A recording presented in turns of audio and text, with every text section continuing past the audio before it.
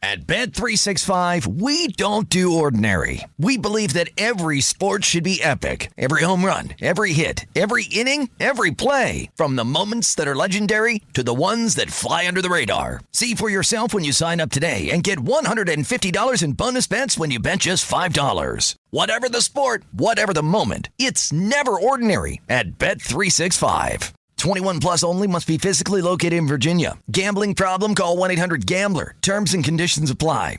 At Bet365, we don't do ordinary. We believe that every sport should be epic. Every home run, every hit, every inning, every play. From the moments that are legendary to the ones that fly under the radar. Whether it's a walk-off grand slam or a base hit to center field. Whatever the sport, whatever the moment, it's never ordinary at Bet365. 21 plus only. Must be physically located in Virginia. Gambling problem? Call 1-800-GAMBLER. Erik Ten Hag's Manchester United might have the propensity in them for the most magical of moments, but those memorable comebacks and famous victories are, at the moment, the exception to the norm. What is that norm? Well, at the moment, chaotic football earning mediocre results. But fear not, Reds, it's no time for doom and gloom. A very warm welcome to the Manchester United Weekly Podcast. I'm your host, Harry Robertson, and with my regular co-host, Jack Tate, away this week, I'm taking the opportunity to talk primarily about two other teams at the club. The Under-18s, recently crowned winners of the Under-18 Premier League North, and with an Under-18 Premier League Cup final against Manchester City coming up next Tuesday, and then a national final likely against Chelsea in mid-May. And United women, who have done what the men are aiming to do this weekend, and that's reach a second consecutive FA Cup final. To help me, I've got a few guests: the excellent women's football journalist Ameé Ruszkai for Go, to give some expertise and context to United women, and their manager Marc Skinner, and Nick Cox, director of Academy at United, to discuss the Under-18s and the Academy overall. Plus, I'll be answering some questions from our patrons, and to top it all off, I get some insight into Coventry City, our opponents in the men's FA Cup semi-final on Sunday afternoon, from a lifelong Sky Blues fan. Let's begin with the Under-18s, a triumphant Under-18s who return to Carrington on Tuesday evening, for a celebration event in the first team canteen with Erik Ten Hag there to greet them and all the staff from the academy and their teammates. It was a lovely atmosphere, and it's a fantastic achievement for them. A title secured with a 2-1 away victory at Wolves, 2 goals from Gabriel Biancheri, striker signed from Cardiff City over a year ago. And we should begin with the coach, who deserves a lot of credit. Bermondsey-born Adam Lawrence, who worked his way up at Millwall and Charlton Athletic before joining initially as an under-16s coach at United in 2022. And his story is what I really like, because he started working in the community where he grew up in Millwall. He even worked for, I think, a year and a half at Lambeth Council in deprived areas, coaching there. He had a short stint in the USA, I think 1 year there, and then worked his way up at Millwall and Charlton and got the role at United and has progressed there as well. And in his first season to achieve this is fantastic, similar to Travis Binion in his first year as under-18s coach, winning the FA Youth Cup a couple of seasons ago. 19 wins from 22 games, including a 14-game winning streak to start the season, which stretched into spring, that winning streak. It really was remarkable, a record-breaking streak that is for an age group like this at Manchester United. They've lost only 1 game away at Manchester City and have won the league with 2 games to spare. And I think one of the most impressive statistics is the fact they've used a remarkable total of 33 players across the course of the season, which really embodies the commitment to development and individuals ahead of results in the team that you'll hear Nick Cox talk about very shortly. It's United's first such title since the 2017-18 season. The players of that squad, coached by recently named Championship Manager of the Year, Kieran McKenna, the players from that squad have gone on to make a combined 208 appearances for United's first team and play, get this, 2,450 games in senior football overall. They're all only 22 or 23, so that shows what happens when a quality team like this go on to win the title and then go on to carve out good careers for themselves in the Premier League, Championship, Scottish Premiership, La Liga, Bundesliga. You've got Ted Mengi, Chong involved in that team. Mate Kovar, who's just won the Bundesliga with Bayer Leverkusen. Not their first choice goalkeeper, but he has played every Europa League game and in the Cup as well. So yeah, some good players from that team and certainly some good players in this team. How good are this United team that have won the Under-18 Premier League North? Well, very. They have played some really, really entertaining football. They've, and you'll hear Nick talk about this, come from behind in games. They've won games with 10 men. They've won derby games. They've thrashed some teams. They beat Leeds 6-0 and 4-0, beat Liverpool away 9-1, but also 4-3 at home. There's been some really, really entertaining games, and there's some seriously talented players here. And what's most impressive is how that quality is balanced, well balanced across the squad. And in fact, the star names that you might have read about, like Shea Lacey, who's just signed his first pro contract on his 17th birthday recently, he's not been the star of the show. He's played only 7 times this season due to injury, an injury which I think helped him in some senses to know his body better, to work on some other things and make him appreciate just how much he loves football, which I think a lot of young players find with their first real injury. Ameé Ruszkai, the 16-year-old, really talented. Only 2 appearances for the under-18s. Jace Fitzgerald, even a highly rated midfielder, really good player. He's been out since January. So no one has been the absolute star of the show. It really has been a team effort. And as I say, they came back to Carrington from Wolverhampton on Tuesday and treated to a spread. Lovely smell of barbecue on Tuesday evening as they came back and the sun was coming out. And many had eaten in that first team canteen before, because there's been a lot of involvement with Erik ten Hag's side in training, sometimes in games. Harry Amas, Habib Gunyai, both been on the bench in games. Ethan Wheatley, the striker, most recently as well. Ten Hag came in to congratulate them. Nick Cox made a speech. Captain Finlay McAllister made a speech. Finlay had one of the great days for a 17-year-old Salford-born United fan when he captained United, scored a 95th minute winner back in September away at Sunderland, and then went down later that day to watch United play Burnley and saw Bruno Fernandes' amazing goal from the away end. He gave a speech in that ceremony as well. Now, let's hear from Nick Cox when I spoke to him today. Tell us a little bit about what this means to you, your staff, and the players as well. A fantastic memory for them. Yeah, so firstly, it's a huge congratulations to Adam Lawrence. Travis Binion as well, although he doesn't take that team, he takes accountability for the development of our older age players. So those guys and their staff, and obviously the players, a huge congratulations. This club is built on winning things, and so for our young players to have an opportunity and an experience of winning at an early age is important for them. You know, winning a trophy with your mates, wearing a red shirt, something they'll remember forever. And I've spoken to you, Harry, many times about our programme has got to be life-changing and create amazing memories, and you know, yesterday was a day that they'll remember forever. For me, I have to look at it with a context of what the job is, and the job is to produce and help support individuals that can play in our first team. So, you know, sometimes a winning team can actually detract or deflect from the fact that maybe the individuals aren't progressing. So what I'm most delighted about this season is, yes, the team's winning, but there's been great individual progress. I think we've seen 34 boys represent the team. We've had some real young ones in there, and we've seen boys improving and growing, as well as the team doing well.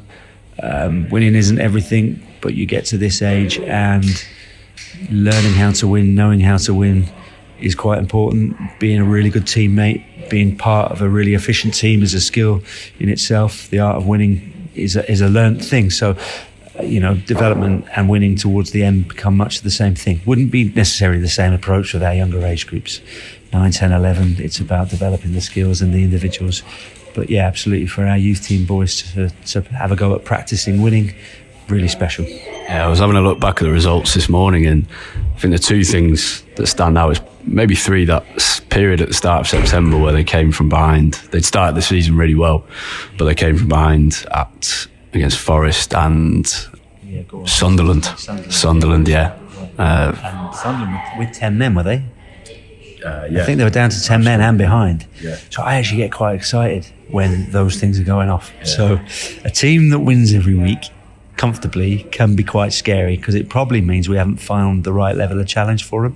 So actually the most enjoyable games for me were the ones where the boys had a puzzle to solve, and being 2-0 down, knowing that you're going for the league, is like, how do you keep calm? How do you keep playing the right way to get back on top, turn the game around?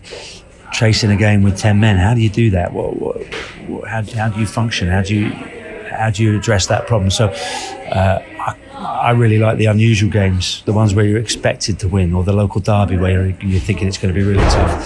So yeah, it's the array of learning experiences that the boys had is probably the stuff I've enjoyed the most. And the way they bounced back from going out of the Youth Cup to Swindon, and then there was that succession of really important games against Arsenal in the Cup, Liverpool, City, Leeds, and that was when because that winning run was fantastic. I think it was at 11 or 12 at that point, but when they managed to recover from the Youth Cup, where they probably didn't have quite as much composure as in the other games, I thought that's a good sign.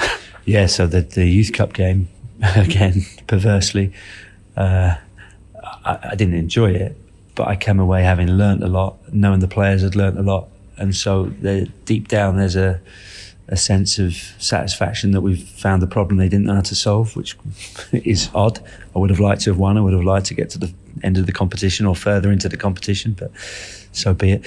But they bounced back that Saturday, didn't they, against City, which again was amazing character. How do you go from being knocked out by the underdogs, albeit they were much better than us on the night, on a Tuesday, to then have to play in a local derby in the league on the Saturday?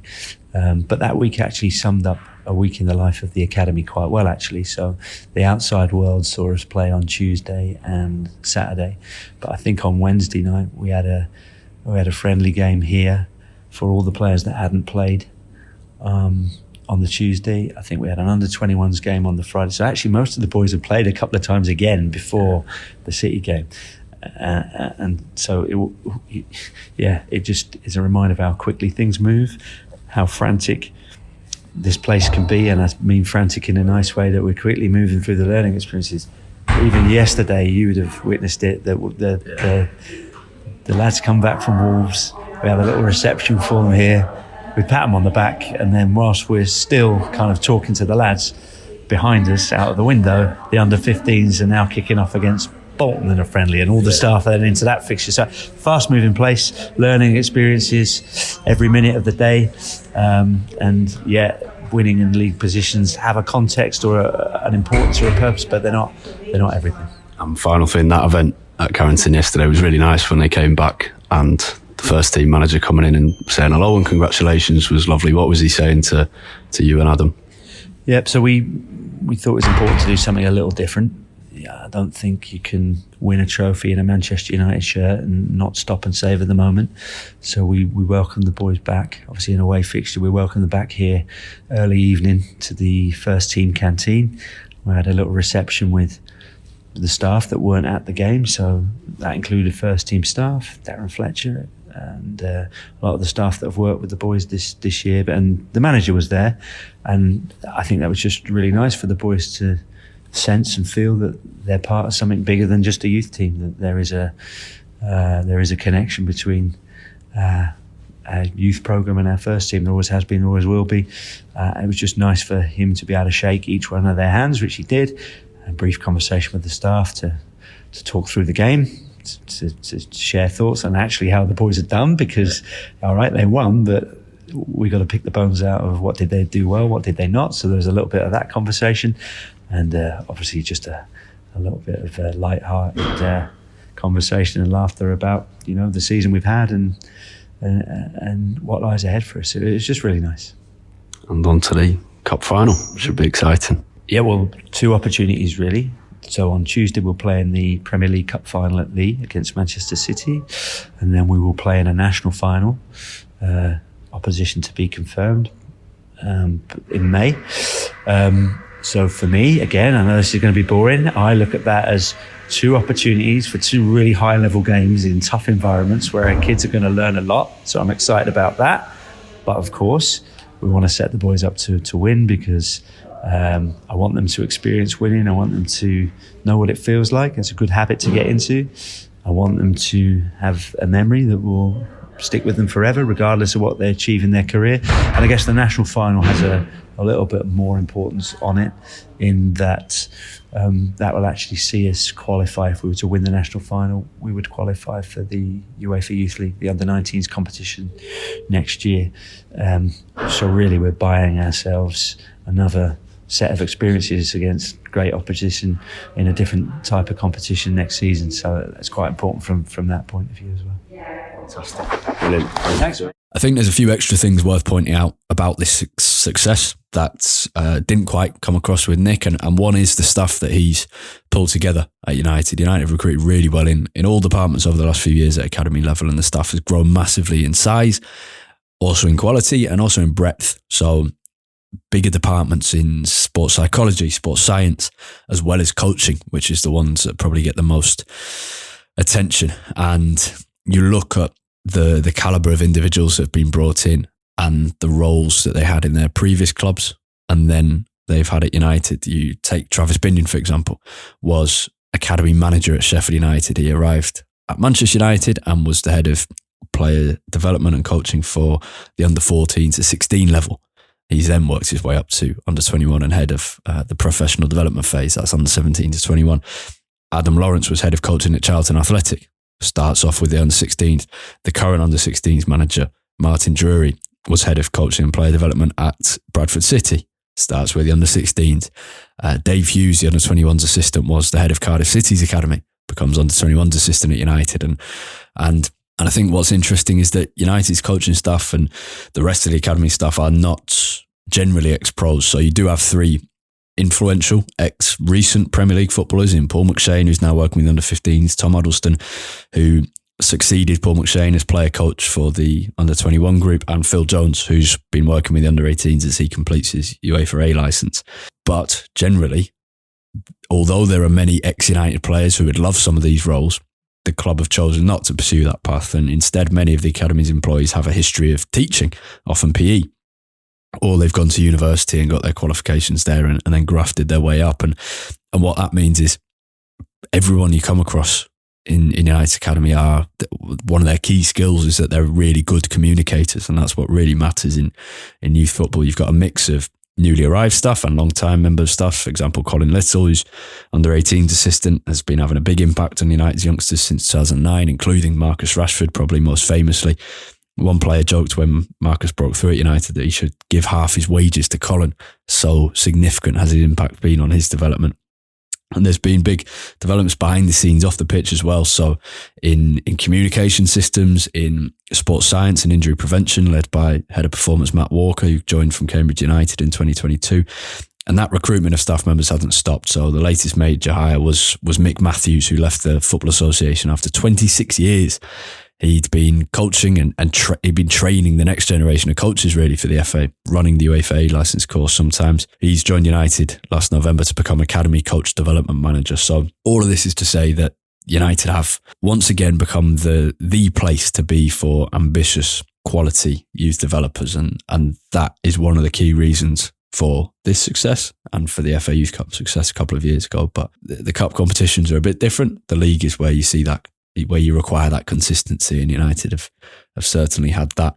Recruitment is obviously something you need to talk about from a player perspective as well, and this team is pretty typical of United's approach in terms of the mixture of journeys that these players have been on. You've got the kind of the path that Kobbie Mainoo took, the path that Marcus Rashford took, in the captain, Philly McAllister, Shea Lacey, a few others who joined the club at pre-academy level, so that's before their 9th birthday, and have been at the club ever since. You've got others who were recruited at a young age as well, but 12, 13, 14 instead of before their 9th birthday, and that means they were recruited from other professional football clubs. So Ethan Williams from Rochdale, James Scanlon from Derby County, Jack Kingdon from Morecambe. Then you've got a bit of an outlier in the fullback, Jayden Camerson, who came through the Emerging Talent Programme, which was founded 4 years ago. Nearly 50 players have been recruited from that now. It's a big plus for the last few years for the academy. And then you get the final input of players who join as first-year scholars. So age 16, this is the path that, for example, Alejandro Garnacho took, Willy Kambala took. And the difference with this team compared to 2 years ago is United have been unable to sign players under the age of 18 from Europe because of Brexit. So Garnacho and Kambala were the kind of final cohort of that. So instead it's the great talents from other English clubs. And that's a really competitive field in which United have coped pretty well. They've signed the highly rated goalkeeper Eli Harrison. He joined from Stevenage. Jack and Tyler Fletcher last summer from Manchester City. Harry Mass from Watford last summer. And Gabriel Biancheri from Cardiff a little while before that. And in there, you've got some key players in this title-winning side. So the recruitment of players has been just as impressive as the recruitment of staff. And together, it gets results like this. And you've heard Nick there talk about the kind of mantra about prioritising individual development over results. And really. There are people who disagree with that and do things slightly differently and believe winning should be prioritised more than it is at United's academy. But this is good proof that perhaps there isn't any completely correct answer, but that this one certainly works. It's evidence that philosophy that success can be a byproduct of brilliant coaching, development and experiences. It's evidence that can work.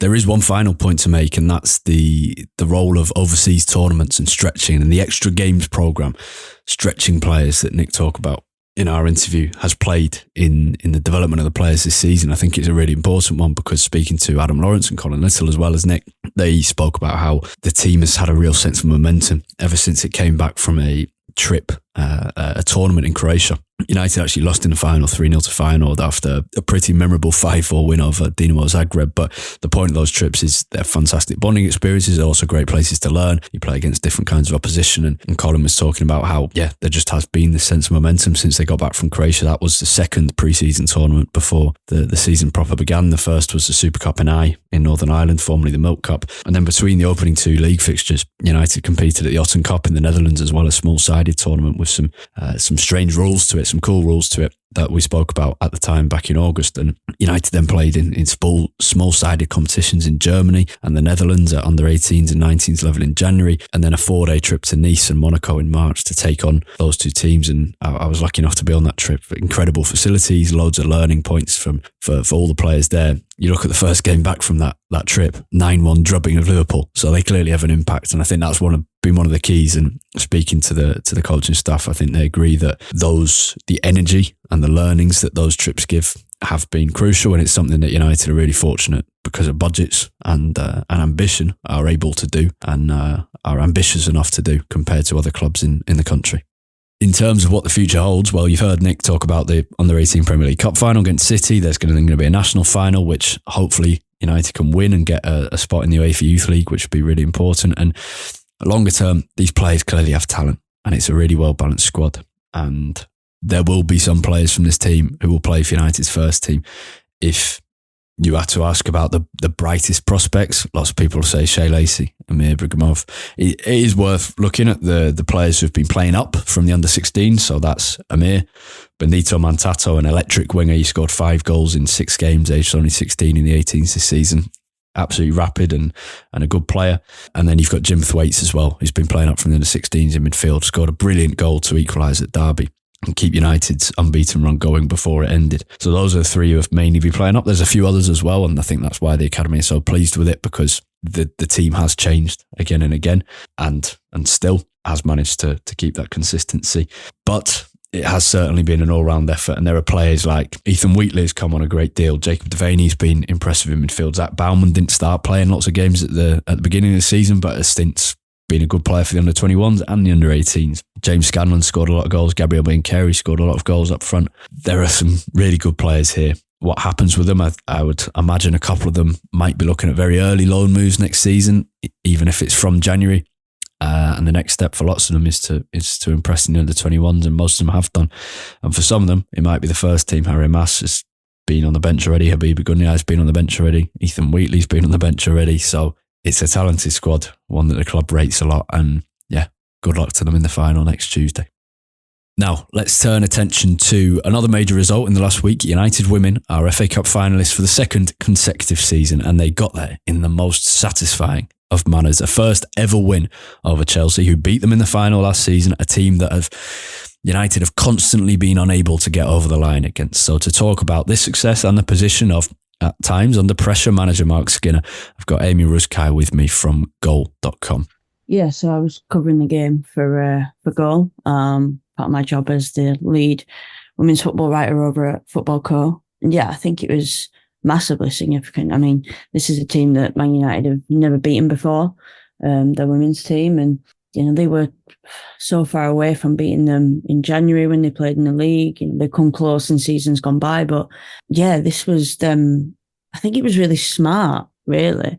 I've always been surprised that they've not come out and played like they did on Sunday against some other sort of the quote-unquote big 3 in England. They sort of sat back and frustrated them and played a bit more direct. I mean, I was speaking to somebody who's a Man United fan who compared it a little bit to what Ten Hag does at times on the men's side. recognising your limitations as a squad, realising that you probably can't go toe-to-toe with arguably the best team in England, and adopting a different approach, and it completely worked. I think it's massive for sort of belief, and I mean it's massive because they'll be favourites at Wembley to beat Spurs, and it could produce a first major honour for the women's team, which would be absolutely huge.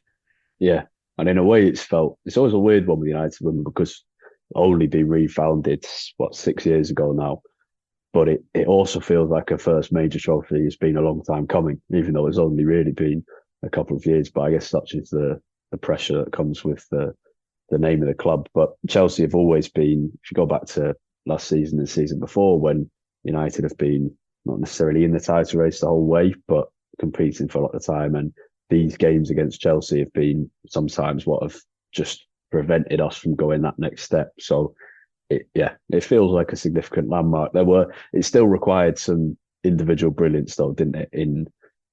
Probably most notably in Mary Earps. Yeah, the second save in particular against Lauren James was one of those where we were sat in the press box and clamouring for a replay on Twitter because we were just like, I need to see it again because I can't believe sort of what I've just seen. Like, I need an angle of it. They did ride the luck at times, but you need that. You need to ride your luck at times, and, they might argue that sometimes when they played these, Arsenal, Man City, Chelsea, the luck's kind of not been with them. And it was with them in that second half, and they earned it somewhat because of, how well they approached the game and how well they played in that first half, really took their chances and put themselves in a really good position to win. And yeah, sometimes you just need those individual brilliant performances, and they certainly got that from Earps. Now, what does this do for Marc Skinner's future? Can you give us a bit of an update on that? Because it's been a controversial issue ticking along for the last few months.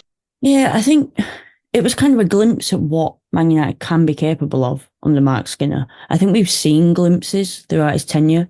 We've just not seen it as consistently as, Man United fans certainly would have liked to beat a Chelsea like this. But look at how far behind they are from the big, again, quote unquote, big three in the WSL this season. Like, it's not been good enough not just in those games, but the consistency against the teams below them in the table as well.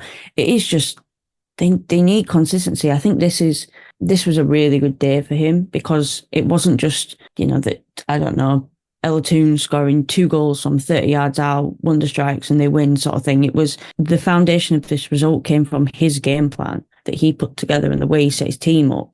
And I think if they can get more of that from him going forward, and then, they can be in a good place. But yeah, it seems that he is on the brink of getting a new deal. And, it was certainly controversial with Man United fans because of how much they've underachieved this season, especially looking back at last season when they were in that title race and they've been not even really in the race for Champions League in the last few weeks. But, more of what we saw on Sunday against Chelsea going forward and, addressing some of the weaknesses in the squad, they can compete with those top teams, and we have seen it in glimpses. It is just that consistency. Do you think it's the right decision then? I'll be honest, I was surprised.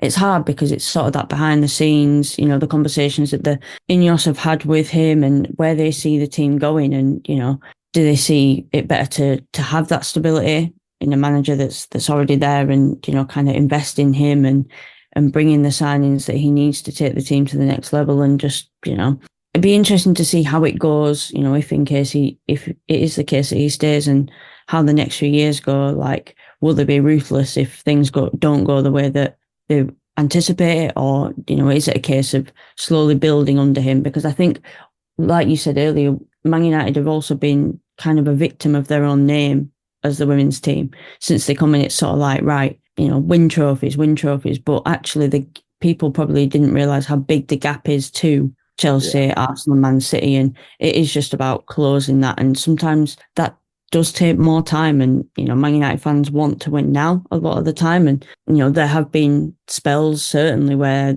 you expect better of them, but maybe a little bit of patience can be a good thing. Okay, finally, you've said United will be favourites against Tottenham in the final. What will stop United from winning that game? I think there is the pressure, obviously, of being favourites. In a Wembley final. That's something that they've not experienced before as a team. it is also one of those games that they have slipped up in this season, that sort of being the favourite and having a lot of the ball, and they need to be efficient with it in the way they were against Chelsea. But that came from, not having a lot of the ball and sort of being forced to be efficient. I think if they, they need to be creative, they need to sort of take the game to Spurs, but they need to do it in a way where they create chances and take those chances. Because, there's been games this season where they've been favourites to win. And they've kind of they maybe come out for the first 25 minutes or so and look really good, then faded away and, let the other team back in. So it is about going out there and kind of starting well, but being consistent across the 90 minutes and putting your chances away, because, Spurs are a dangerous team as well, and they won't have the pressure on them that Man United probably will. At Bet365, we don't do ordinary. We believe that every sport should be epic. Every home run, every hit, every inning, every play. From the moments that are legendary to the ones that fly under the radar. Whether it's a walk-off grand slam or a base hit to center field. Whatever the sport, whatever the moment, it's never ordinary at Bet365. 21 plus only, must be physically located in Virginia. Gambling problem? Call 1-800-GAMBLER. At Bet365, we don't do ordinary. We believe that every sport should be epic. Every home run, every hit, every inning, every play. From the moments that are legendary to the ones that fly under the radar. See for yourself when you sign up today and get $150 in bonus bets when you bet just $5. Whatever the sport, whatever the moment, it's never ordinary at Bet365. 21 plus only, must be physically located in Virginia. Gambling problem? Call 1-800-GAMBLER. Terms and conditions apply. At Bet365, we don't do ordinary. We believe that every sport should be epic. Every home run, every hit, every inning, every play. From the moments that are legendary to the ones that fly under the radar. See for yourself when you sign up today and get $150 in bonus bets when you bet just $5. Whatever the sport, whatever the moment, it's never ordinary at Bet365. 21 plus only, must be physically located in Virginia. Gambling problem? Call 1-800-GAMBLER. Terms and conditions apply. Right, on to the men's team. Looking to emulate United women in reaching a second cup final on the bounce, and likewise hoping to do one better than last year if they get there. Coventry City are the opponents at Wembley on Sunday. What should we expect? Well, let's talk to a match-going fan to find out. It's CJ Joyner. I've been a season ticket holder for quite a few years, and go home and away. And I think my first game was 1992. What are your memories of playing Manchester United in the past? Well, the most recent one was obviously happy. It was only, it was really recent. It was 2007. And Michael Misford scored those 2 goals at Old Trafford, and he pretty much ended PK's Man United career. But, what happened to him? Yeah, so, and then I'm thinking, before that, Huckabee at Highfield Road, scoring just that wonder goal. And apart from that, it was pretty much sadness and desperation. Apart from those 2 games, I would say. Can you tell us a bit about Coventry season so far? As the last couple of weeks have been a bit difficult, as you seem to be falling away just from the playoffs. Similar to last season, but start of this season we had a pitch to play on, which was good. Last season we didn't have that. We didn't play very well at the start of the season. It took some. Robbins kept using the word gel. Kept a long. We had a huge turnover of players. Our two of our probably 4 key players in Gyökeres and Ameé have both left for huge sums. We got about 36 million for the 2 of them with a year left on the contract, which is ridiculous considering we signed them both for about 2 million a couple of years earlier. So we more than got our money's worth out of them, and we got a very good deal from Sheffield United and Sporting. And Gyökeres has gone on to really good things since. So he could be putting on a United shirt maybe next season. You never know. It took some time because you've got Haji Wright, you've got Ellis Sims, you've got so many new players of the defence last season and the keeper. Pretty much our first choice back 4 and keeper. There's only one player that's there. And that's Jake Bidwell. The rest of them, Bobby Thomas, Liam Kitching, they came in from Burnley and Barnsley, but they were both at Barnsley last season. One of them was on loan. Thomas was on loan. You've got Van Eerwyck, Milan van Erwijk, he's like rapid, he's lightning quick, but he does tend to make the odd mistake, the odd strange decision from time to time. He's passionate, properly G's up the fans at the end, similar to what Klopp does, and so it was very much like all these new players have come in. Who knows how they're going to do. And it took probably 15 games, 20 games to really get going. Then when we got going, it started to, we really did get going. We beat Leicester 3-1 after being 1-0 down in January. We've had a good cup run. We've blown some teams away and we've looked really good. At times we actually looked better than we did last season, which I didn't think was going to be possible. But yeah, I'm fairly happy. I would have taken top half this season. So to be in with a chance of the playoffs up until pretty much last week, I'm happy with that. So in terms of results going into this semi-final in one of the worst results of the season, a disappointing game against Birmingham, but what can we expect? Because you've had a great cup run with one of the most incredible cup games, to be fair, as did we, but one of the most ridiculous cup games we'll ever see. So it doesn't get much better than this, does it? I mean, FA Cup semi-final, when I was a kid, the FA Cup was what I wanted us to win. Watching the 87 final a lot when I was a child. Why am I watching this so much? Why am I, to parents and whatever? Oh, because it will never ever happen again.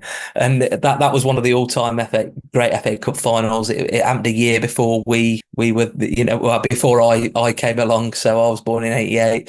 The competition, the FA Cup means so much to me. Just local football as well around here, seeing the teams start it in July, August or whatever it might be. And there's the only one that compares to it is the French one, I personally think.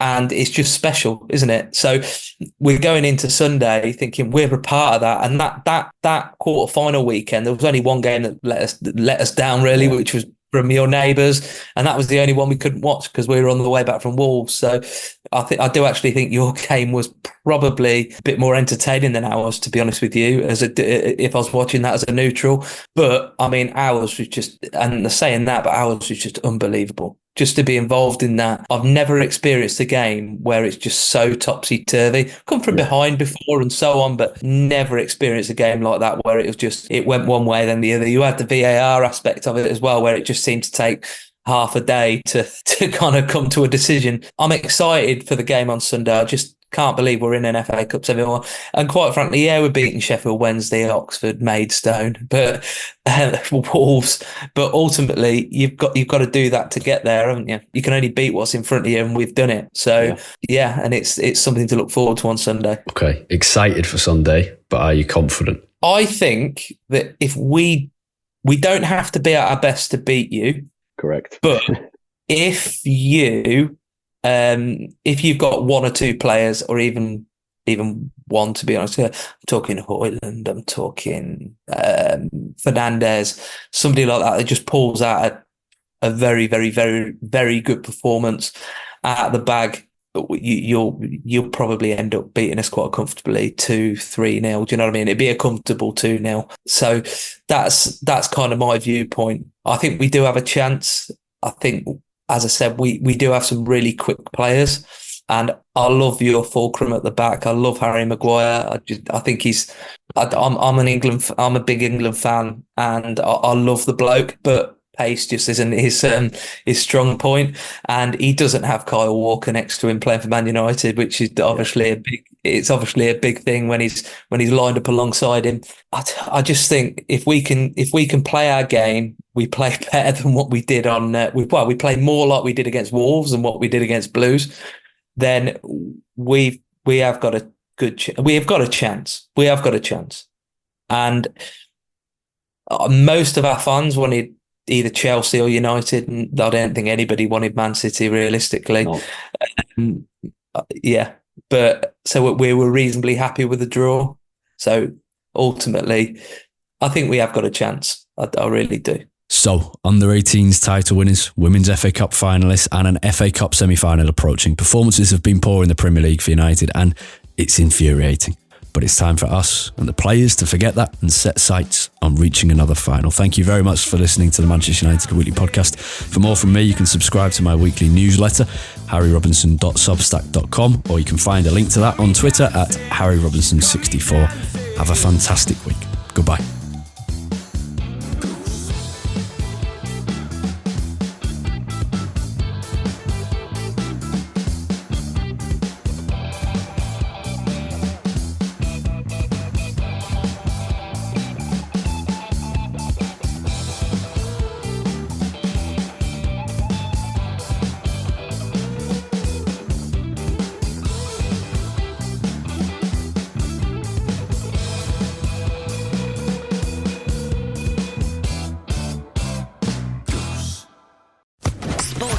Podcast Network.